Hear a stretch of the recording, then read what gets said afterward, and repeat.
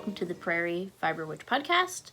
I'm Sarah, coming to you from Edmonton, Alberta on the Canadian prairies, and I think it's been about a month since my last podcast. Today is, I believe it's September 23rd, it's a Friday, and it happens to be my day off. So exciting news that has happened since the last podcast. Oh dear. Whew. Is that I have started working. I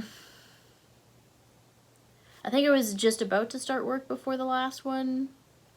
And now, yeah, so I'm currently working 2 different jobs.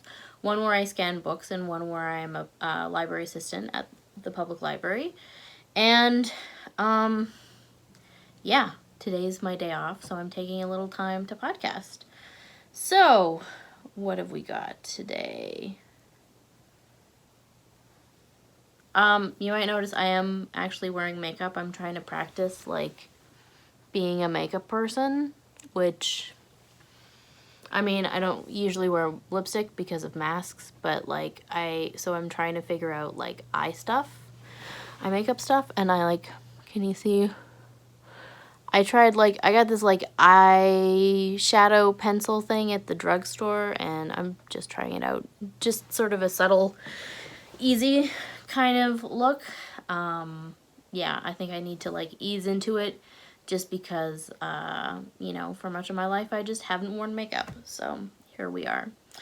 All right, what have we got? So I've been busy working and adjusting to having 2 schedules. So I'm basically working full time and have been since the last podcast. And I gotta say, I do not have, what did I have, 4 or 5 things that were finished.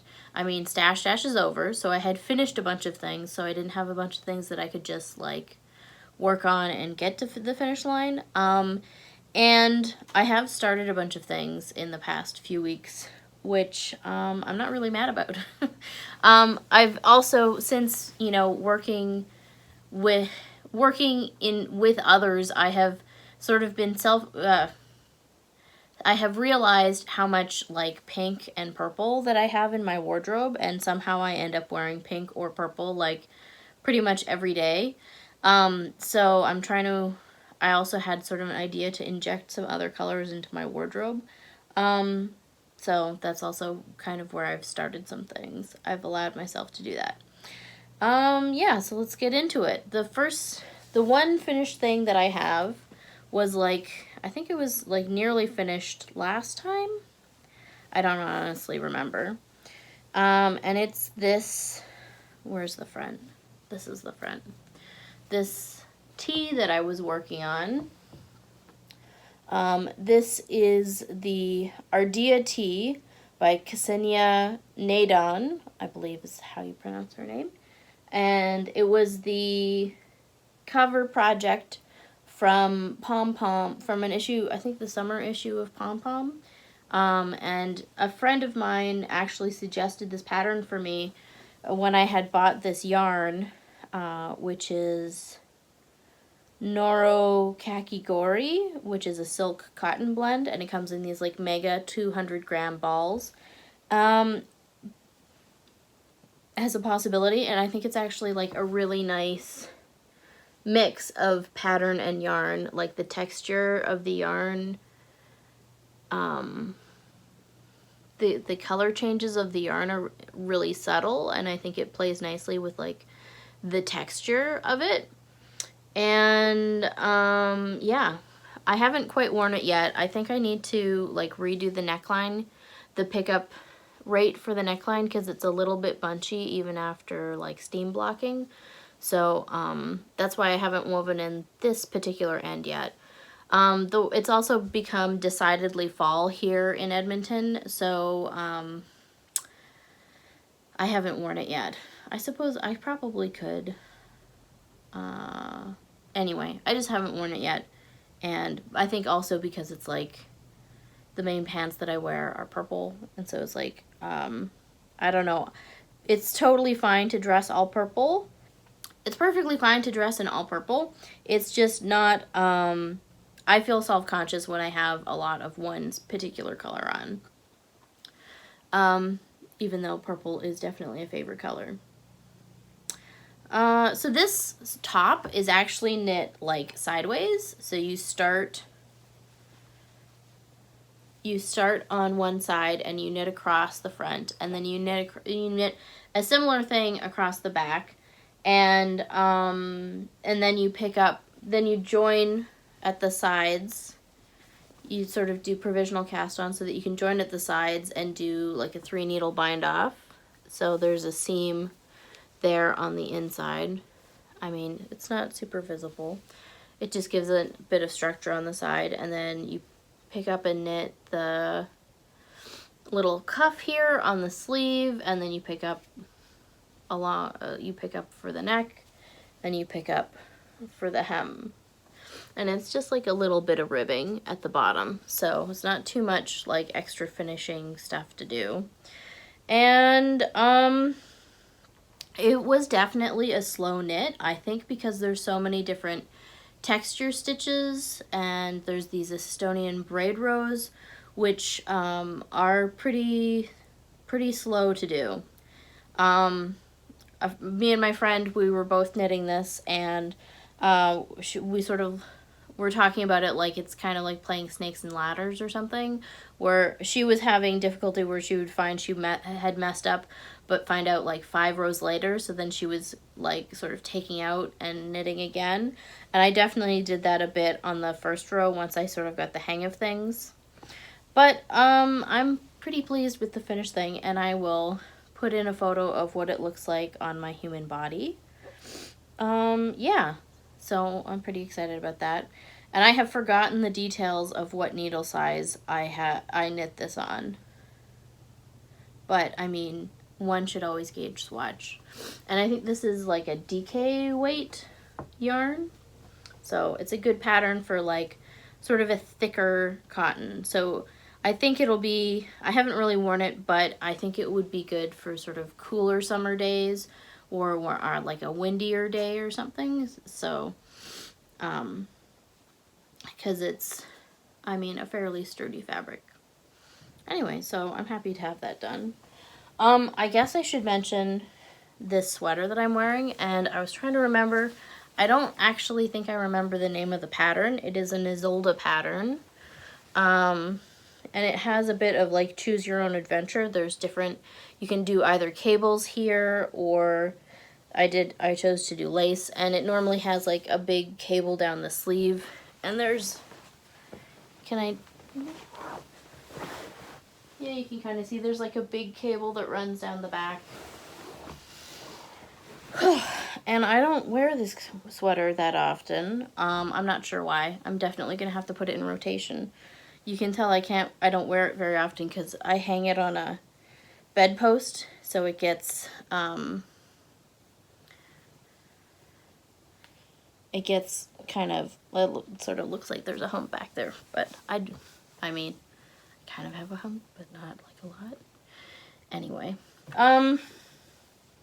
yeah, so I'll find the name of this and I'll put it in my show notes, which are always in the description box, or the doobly-doo.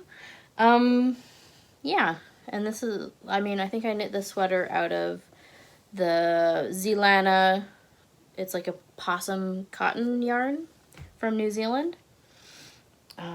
Yeah. Alright, whatever. So, sweaters that I have started. These are all like new cast-ons that I've been working on since last time. So, yeah. I have definitely, this sweater has been in the works for a long time, and I had swatched it like last year in different colors, and I had 2 colors that I really wanted to work with, and I was trying to find the right background color to go with them. This is the Marit cardigan by Kristin Drysdale, which is from an older issue of Lane magazine. And I had bought some of this lovely dyed yarn from the Alberta yarn project, which is sort of no longer selling yarn. But one of the dyers has continued with her own project under the name Kalia the Luddite. So it's like local Alberta yarn that has been naturally dyed. I think these are 2 different shades dyed with Tansy, which is a noxious weed in Alberta. And then, yeah, I've paired it with a Tukuwool fingering wool, which is actually the called for background color in the pattern. And I mean, I think I partially haven't gotten a lot into it just because there's not a lot of contrast between this green and the background color, which I mean, I think it shows up a bit better in person than it does on camera, honestly. But I don't know. I'm still like, I like it, but I'm not sure. I don't know. I think also I haven't had the like capacity for color work at the moment, or I don't know. I haven't felt like it. So it's sat at this stage. I have started a sleeve and it's sat here for a few weeks. But I like the Tukuwool fingering matches really nicely with this Alberta Yarn Project yarn in terms of weight. And I do like the feel of it, and picking it up again, I think it'll be nice. Maybe I should just steam block what I have here and see how it looks under those conditions to see if the contrast is enough. I mean, I haven't done a lot of like playing with like low contrast kind of color combinations, and I guess that's sort of what this is. I should just go with it. I think it'll be nice. Subtle but nice. So I've started working my sleeves like on DPNs again. Simply because I find Magic Loop with the needles that I use, Magic Loop can tend to sort of make there be like a line at where it meets. And I somehow like displaced the 5th needle in this set, so that's why I'm only working, I've got the little triangle going, which is very old school for me. And yeah, it's nice to just work a little round and around and around and not have to think about things. Yeah. Sometimes I get really into knitting with DPNs, and sometimes I'm like Magic Loop because I can't be bothered to get other needles. I like to change things up now and again. What's next? Let's go kind of in order of casting stuff on. These are a pair of socks that I have started for my mom. This is out of some yarn that I got from Tiny Human Knits. She had a summer update, which was like fruit salad colors. So they were all these like little self-striping fruit colors combined with mini skeins, contrasting mini skeins. And it sort of depended on the fruit that you got as to what the contrast was. And this is the banana self-striping colorway, which I'm really into, and I'm a little bit mad that I didn't get a ball for myself.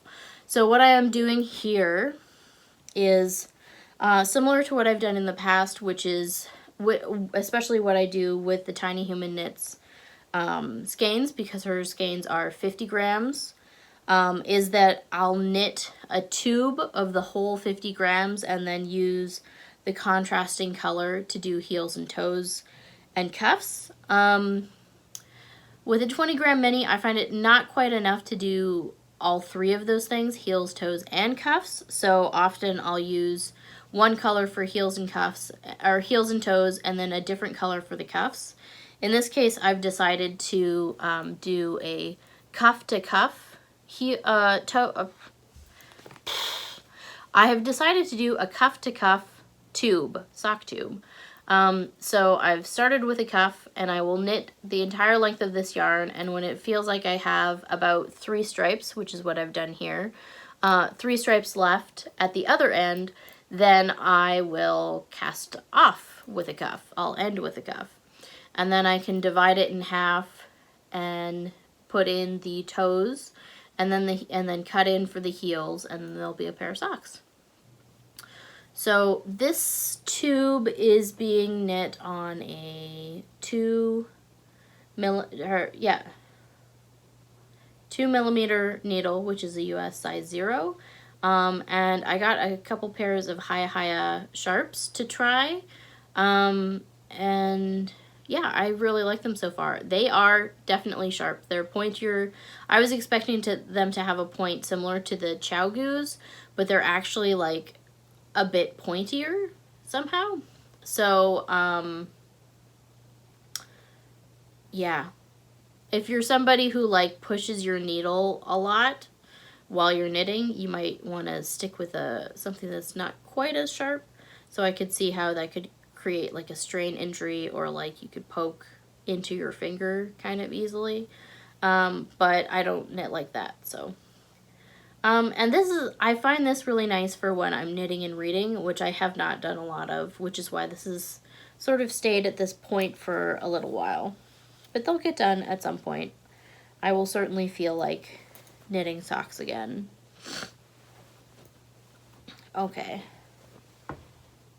And next I have a sweater, another sweater. So this is part of the sort of collection of, I bought some yarn. There's a specific sweater that I wear a lot, which is just drying right now. I had just washed it, which is a sort of standard cardigan. It's the Stockbridge cardigan by Ysolda, knit out of some Holst Coast, which is a 50% wool, 50% cotton, and I wear it all the time. It's a nice lightweight, like can wear it in the summer kind of cardigan. So, which is why I needed to wash it, because I wear it a lot. And so I decided to try making a few more like cotton-ish cardigans to wear, to just have to wear in different colors. So I bought this yarn. Oh, it's all wound up now. This yarn is, let me get a tag here. It was Yarn on the House, or YOTH. And it's called Best Friend, and it's considered a light fingering weight yarn. And it's a 75 cotton, 25% wool blend. So it is a little bit more cottony than what I had worked with before. But, and it's kind of fine. So I actually ended up getting a few more skeins so that I could hold it double for this project. Let me see. We've got 2 strands going here. 2 strands.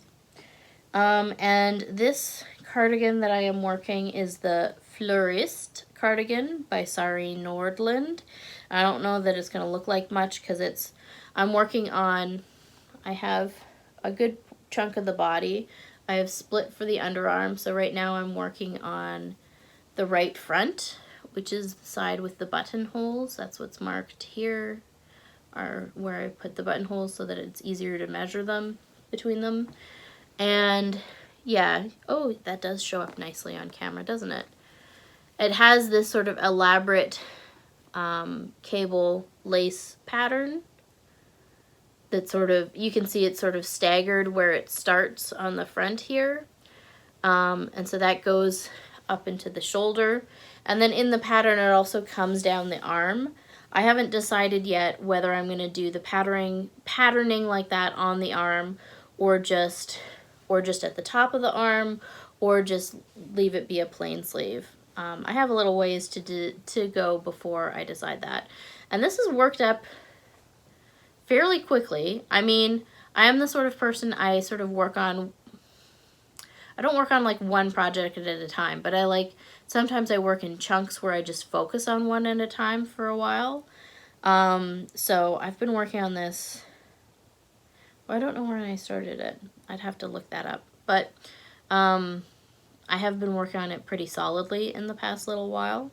I put it down a couple days ago to start another sweater, which I will show you in a minute. But otherwise, this has been sort of my go-to. And even these, like, you know, it's got a big area of stockinette that I have worked here, but that was definitely, like, my level of, like, attention that I had to give it, because, I mean, it's tiring working all day. I mean, I used to work full-time before, but it's been many years since I've worked, like, full-time, and for a while I was commuting where somebody would drop me off in the morning and then I would take the bus home and then walk for 20 minutes in the neighborhood, just because that's where the closest bus stop is that went to where I needed to go. So yeah, that just, like, I haven't taken the bus in a while. I've gotten used to being able to just drive where I need to go,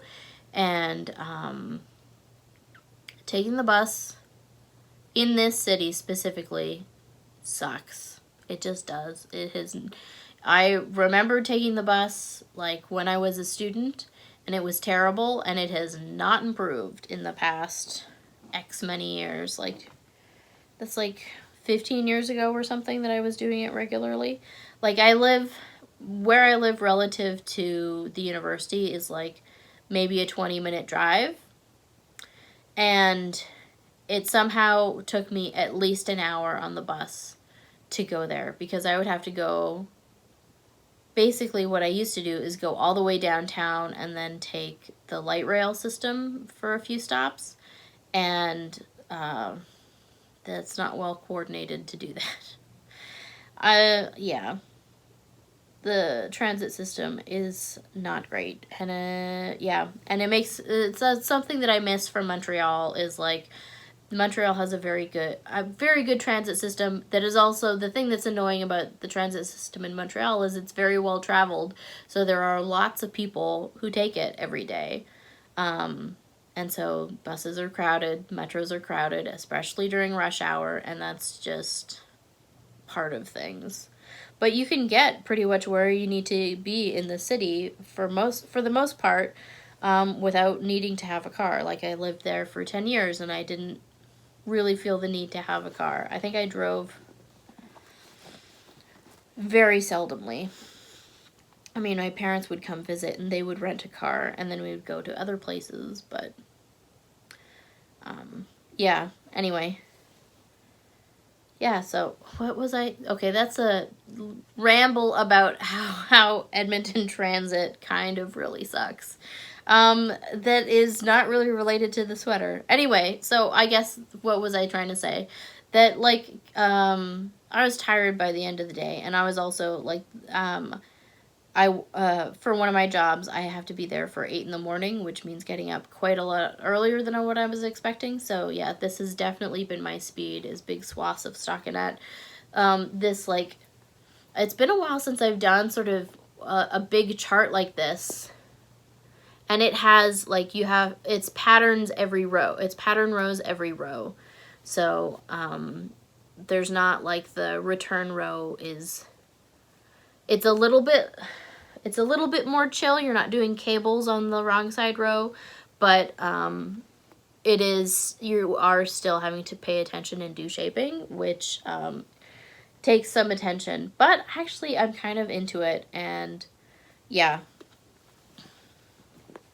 I like a chart. Oh, what am I working these on? This is a US 4 or a 3.5 millimeter needle. Yeah, so I'm liking how that's working up. And then I'll show you the other sweater that I started. I got, I don't think I have a tag. This is some cotton linen yarn. I believe it's called Undine? From Ritual Dyes, which I ordered directly from their website. And the colorway is called Forsythia. Haha, I did remember. And I wanted to inject some new colors, which is why the blue and, like, this lovely golden mustard. And I wanted to inject these colors into my wardrobe. They look nice with pink. They look nice with purple. would be a nice contrast. I wasn't sure if I was gonna make like a tee, or I ended up deciding to make another cardigan. And yeah, so I swatched it earlier this week to see if I would get gauge for the Deren cardigan by Jacqueline Cieslak from her Embody collection. And I got gauge, surprisingly, on a smaller needle than what it called for. And I'm gonna steam block, well, I think I'm gonna like get it wet and then steam and then iron it dry to sort of like, because it's cotton and linen, to sort of see what it like blocks out like, because I've got, you know, a good chunk here that I can play with, just to make sure that I'm okay for like row and stitch gauge. Because it's like, I didn't block my swatch, which is not recommended. It says in the pattern to block your swatch. And I would say probably with a cotton linen yarn, that's probably especially true. But I just felt like starting right away. And I don't always do wet's the smartest thing, which does mean sometimes I end up re-knitting things or knitting things that are maybe not the best fit. And I'm okay with that. So, I don't mind restarting things if they're not going to work out, or I don't know. I don't know that my sweaters always fit the best, but they fit enough that I like wearing them. So, yeah. So take all of that information as you will. And so far, the start of this is actually pretty neat. You cast on at the neck here on the back piece, do some short row shaping to sort of make the neckline a little bit curved at the back, and then knit to the underarm and then add stitches that presumably this will be where we'll join in the round once we're past the sleeves on the front. And then I started on my lunch break the other day doing one of the sort of front panels here off the front of the cardigan. So yeah, I should definitely block this and see where we're at, see how we're doing. And I really love this color. The yarn is a little bit tough on my hands, but I think that's just the nature of working with a yarn that doesn't have any stretch, like cotton. I mean, it's kind of like knitting with string, and I haven't really knit with a lot of cotton, but you know what? I probably should, because I do like wearing cotton. So, and I'll probably, depending on how this blocks and how it feels after blocking, like this fabric is pretty nice. I might end up getting some more. I don't know if they'll have any more this year, but probably next summer I'll definitely get some to make some t-shirts or something. They have some. They don't have a lot of colors, but they have what they have. I do enjoy the color palette, so. And they have a pink and a purple and a peach. Not that I need any more of those colors in my wardrobe. But sometimes they're hard to resist. Anyway, so that's coming along. And I've knit a few of Jackie's patterns. I've test knit for her a few times. And they're the way that she has some like interesting details and shape and construction details in how she builds a garment, which makes it be interesting knitting. So even though this is stockinette, it's still interesting stockinette. And like there's this little detail here where you do like a little, let me just faff about with this a little bit. It's kind of hard to see, but there's like right at the edge here, there's a purl stitch right next to your edge stitch. So I think that'll make it nice and easy for like as a little line to follow for picking up stitches. I suspect that's what it's for. I don't know yet, but yeah, just nice little details like that to make things a little bit more straightforward as you're knitting. And yeah, it ends up being a nice result.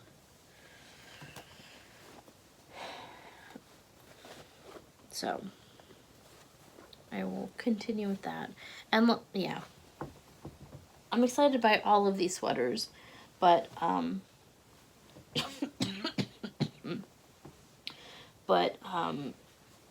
and what needle size am I working on?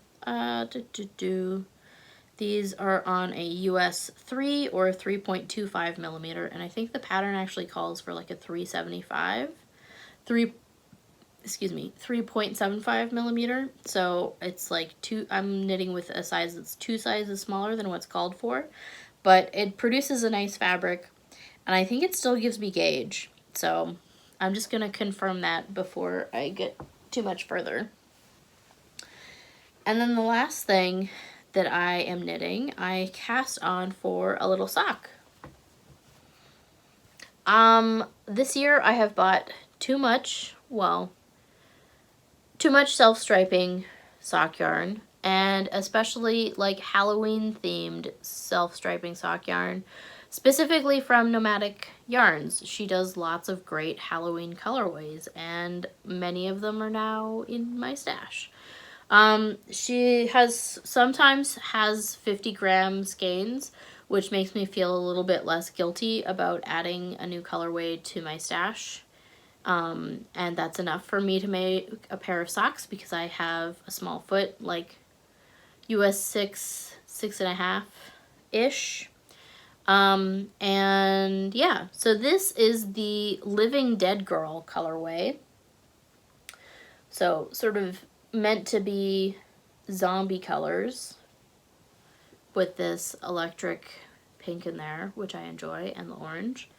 And yeah, these will be, cuff down, and then I'll throw in a heel flap and gusset. Yeah, I'm gonna knit these as like heel flap and gusset socks, because I think somehow the yardage ends up being somewhat generous, so I should be able to get 2 decent sized, I don't like my socks to be super tall anyway, so some two nice length heel flap and gusset socks. And I don't really follow a pattern for my socks because I knit a lot of socks. And I would say the heel numbers that I use for the heel, the closest thing that I use for the heel turn would be the Rose City Rollers pattern. I like the numbers from that one and how her heel turns out. So I would recommend that one. And then you can, instead of doing a rolled hem, you can add in a little ribbed cuff. So, and I'm fancy and I do cast on. I do a cast on. Everybody does a cast on. But I do a tubular cast on. A long tail tubular cast on. Which there are lots of tutorials for a tubular cast on. I like to do it, there's a way to do it without using any knots. Because many years ago I learned that you could cast on without having to make a slip knot at the beginning. And so I'm obsessed with, like, when possible, never using a knot. I just really like that. And it's like a weird thing. But I really enjoy that I can knit an entire thing without really having to ever knot it. So, and then this is on the other pair of Higher Sharps that I got, which are also 2mm needle. Do the Hayas, like, do they have a place where they tell you what the needle size is? I know the Chowgoos, they have it sort of printed on the needle. And some other needles, they print it on the cord, but I guess I'll have to actually use a needle gauge if I forget to put them in the right package. I haven't used a needle gauge in so many years, I don't even know if I have one that is, like, accurate. So that's about it from me. That's all I'm knitting, which is, I think, a lot less than what I had last time. And that's the product of, you know, working full time, and yeah. being tired at the end of the day. The other thing that I've done a little bit of is 2 of my coworkers at one of my jobs are like digital humanities master's graduates, and so they're really into video games, which I'm hesitant to call myself a gamer because I don't game consistently and like a lot because you can't knit and play video games. But like I got really into Animal Crossing last year, and so I picked up my Switch again and I bought some games that I've been meaning to get that are like indie games. And they suggested some. They were talking about games that they were playing and they sounded really cool, and I checked them out and they're like adorable, freaking adorable. So I bought this one called Spiritfarer, which is very cute and very chill seeming so far. I haven't played a lot. I think I played for like an hour or something. I have to play more of it because I only just started my boat and building stuff on it. But it is very cute. And you have like a pet cat in the game that follows you around. And what was the other game that I picked up again? Breath of the Wild, which I had played maybe an hour of and didn't get very far because I think I screwed up right at the beginning. And like accidentally put myself into like a hard mode instead of there's like a baked apple that's by a campfire right at the beginning, and if you take it before you talk to the person, then he doesn't help you do stuff, and if you do it the opposite way, then he does actually give you a lot of information. So I restarted the whole game and got to that point again and tried talking to the guy first instead of taking the apple. And like I've gotten way further in the game than I did before, which is probably still not very far, but it's further than I got to before. So, and my co-workers were talking about how, Breath of the Wild was like a revolutionary game, and like the storytelling took games to a different level, that now is being seen in the industry as being like the new industry standard for how game storytelling could happen. So, yeah, like it seems like there doesn't seem to be an obvious linear path that you have to follow, but there is sort of like you have to be at a certain level to be able to do certain things. So anyway, it's interesting exploring that a bit. So I've played that a bit more, which, yeah, is interesting. I mean, I'm terrible with the bow and arrow. I think maybe if I set it up where I put the Switch into the TV and then I just have the controls to be able to aim for the shooting an arrow, but like, I don't know. I just feel like I waste arrows all the time. It's like I never have enough arrows for what I need, and it takes too long to aim them. So I definitely need to practice that. I know I had, Ocarina of Time on the Wii that I played until I had to like ride a horse, and the horse riding was just so hard that I just stopped the game. It's probably really not that hard, but like I'm used to like my general like level of games is I've played a lot of Mario, basically. Like I actually like the only game that I had basically for my Nintendo 64, which was the first game system I ever had, was I managed to beat Bowser at the end of Mario 64. Well, that's not entirely true. I had a friend help me and they actually beat Bowser, but like I got to that level by myself. And then the next system that I had was like the Wii. And I got pretty far on the Wii, but I didn't finish Mario. Like what was it, Mario Galaxy?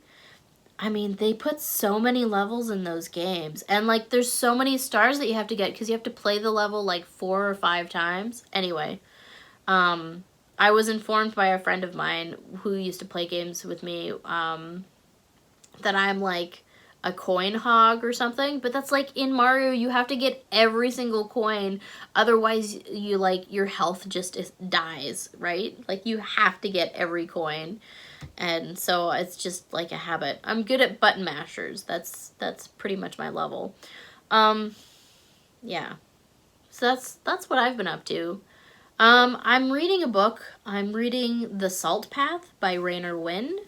I had asked on Instagram. I had gotten out I had read partway through Entangled Life, which is a book about mushrooms and how mushrooms affect our ecosystems. And then I also, at the same time, got out The Salt Path. And so on Instagram, I had people vote which one I should read.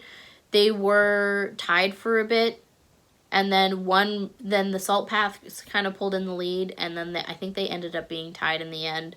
But I did decide to go for the one that I hadn't started yet. And I've just been reading really slowly. It's a good book. It's along the same it's along the same lines as Wild, but like people at a different stage of their life. They are two older people. I'm not sure how old they are, but they're like closer to retirement age, who find themselves homeless, and one of them has been diagnosed with a terminal illness, and they decide to walk this coastal path in England that goes around, I think it's in Devon. It goes around from like the bottom part of Wales, and then around the I think it's like the Penzance area. I don't know that part of England very well. Anyway, like the bottom. So you've got England, and then it has this little sticky out part at the bottom west coast. And so it's a path that goes around that coastline, which doesn't look very far when you look at it on a map of England, but is still a long time. And they spend, I think, 4 months doing half of it, and then they spend another 4 months doing the other half of it. And so it's like an interesting thing of, I mean, they're basically homeless when they are doing this camping, but they're backpacking and camping along the way.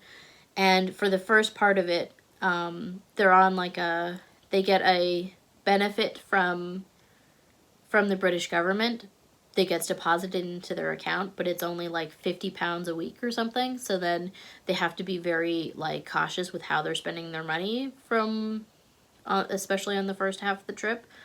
And yeah, I mean, it's interesting because apparently you can't do what they call wild camping in the UK. You can't just camp anywhere because I guess there's here you can camp in the wild to an extent, I think. I am not a camper. The closest I get is my parents have a lake property, but they own that property, so we could camp out there if we wanted to, but there's actually a house there with central heating, and there's bathrooms. I mean, it's, septic tanks, so it's not like we don't flush all the time. The old, if it's yellow, let it mellow rhyme applies. And yeah, so that's a different level of camping. When I was really young, my parents had a lake property where we didn't have, we had running water, but we didn't have a flushing toilet. We had an outhouse, and my brother and I slept in a bunkhouse, and it was a little bit rougher still. But still, I haven't done a lot of tent camping, other than brownies and Girl Guides. I think it's only Girl Guides that you do actual tent camping, but there's special platforms that they use. Anyway, in Canada, there's a lot of national parks in the sort of wild areas, and so there's lots of campgrounds that you can go to. camping outside of campgrounds, I think you're still allowed to do that. Oh, I am not actually wearing any earrings today. Yeah, so, but I don't think it's like illegal here. I don't know. You'd have to look into it. I'd have to look into it if I were to do it, which I don't have plans for. The like not being around internet kind of is annoying. I am definitely like a city girl and used to my amenities and being able to just like stream videos on the internet when I want, which is not something I can really do at the lake. We don't have internet out there, and it's like really expensive to get internet in the country. I mean, Canada I think has expensive internet anyway. And yeah, so that's like an interesting look into somebody else's life.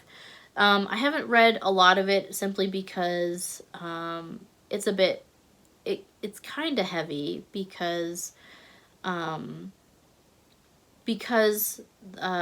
of the people is like terminally ill. There's a lot of worry about how they're doing in their health, and which is understandable. But it's a bit heavy reading at the end of the day. Yeah, but I'm close to the end of it, and there's a new book by the same author, I think, that sort of continues their story. And I believe this is like a nonfiction memoir.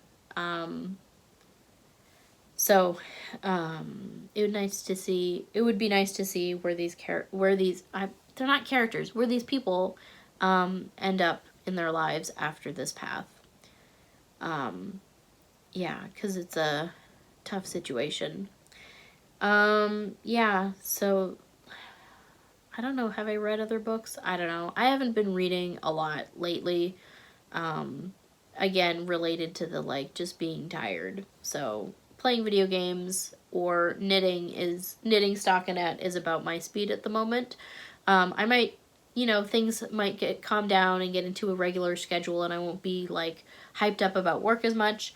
And then I might be knitting a bit more, or doing some things that are maybe more exciting, but this the level that I'm at right now.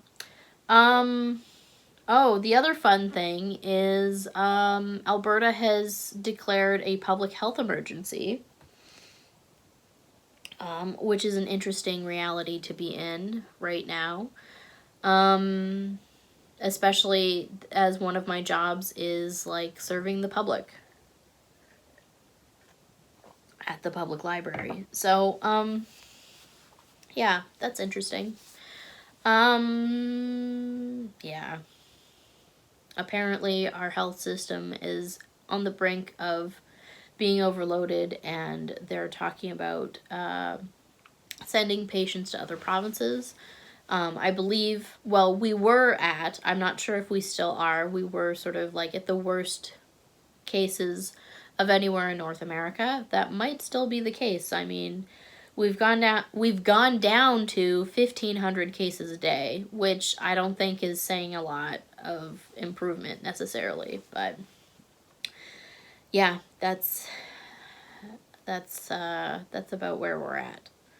So, I mean, I wash my hands a lot. I'm trying to get more in the habit of like sanitizing my hands when I'm at work more. Just because I've been lucky for most of the pandemic that I was an online student and like working at home, so I didn't have the like out in public mentality of always cleaning my hands and being sure of those sorts of things. So I have to get into those habits again. Yeah. And over the summer, we did not have mask mandates, so I am used to people being around other people in public where they are not wearing masks and maybe not being very distant. So I've just been like I got used to being like, okay, whatever, dude, you do your thing and I'll just be over here. But yeah, so I just have to, like, be used to, okay, people should be wearing masks, I should sanitize my hand, need to try and help people while still maintaining distances, and yeah, that's just a bit of an adjustment. Yeah, so I hope things are better where you are than our public health emergency that we're doing right now, that we're experiencing right now. And I hope you get in some good knitting time, and that, yeah, I hope you're doing well. Yeah, and I'll see you next time, which will probably be in a month, I suspect. Just because I don't know that I will have a lot of knitting to show otherwise. Like, even that was, what, like 4 or 5 things? Yeah.